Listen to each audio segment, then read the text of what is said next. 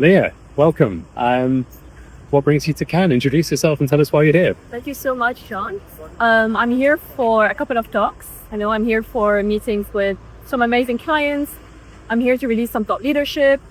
It's literally our first year as, a Mindscope in Tools team. We're wrapping up our first year, and it's so nice to see 3 of our projects taking the stage. I'm speaking on at the Empower Cafe later on with Snap, with Eugene as well. We're going to release some exclusive Mindscope and Snap research that we're really proud of. It's obviously going to take a certain direction in terms of the future of the social media landscape. We've done a lot of behavioral research around this, but also what that implicates, what the implications are for brand leaders and senior leaders. So yeah, I'm about that talk in about 2 hours, and then I'm heading to another talk to talk about this topic of AI.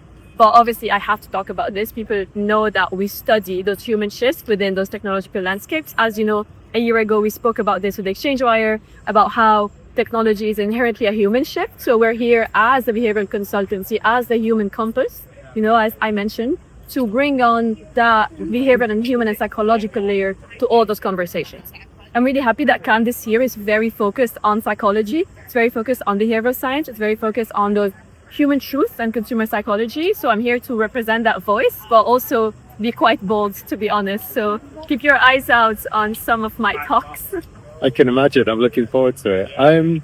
What do you think are going to be the hottest topics on La Croisette this year?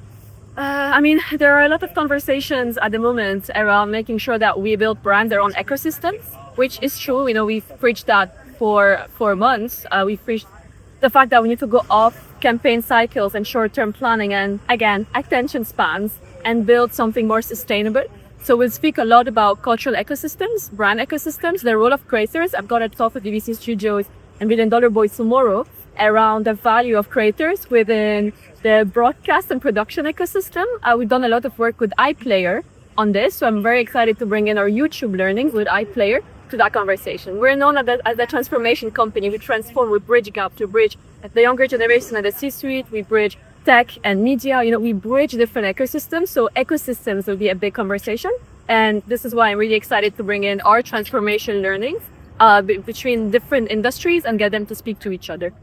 Amazing. And finally, after the last rosé's been sipped, what makes a valuable conversation at Cannes? What makes something last for you? Honestly, at Cannes, it's all about the little moments. It's about the little conversation that you have that has a massive impact when you get back to London. It's a massive conversation you have around the pain points that CMOs have, that brand leaders have, and then you figure something out in one little conversation at a party, post a rosé. I'm on 5 stages, but I keep saying Cannes is not about the stages only. And whenever I'm on stage, I also tell the audiences that they might learn more from each other than us on stage. It's about this connection. We preach connection. We preach developing new moments that lead us to that diversity of thoughts. So I can think the most important bit will be after the rosé or when we're sipping that rosé. Because I'm a sipper. People know I'm a very, very slow drinker. Anyway, that's a side conversation.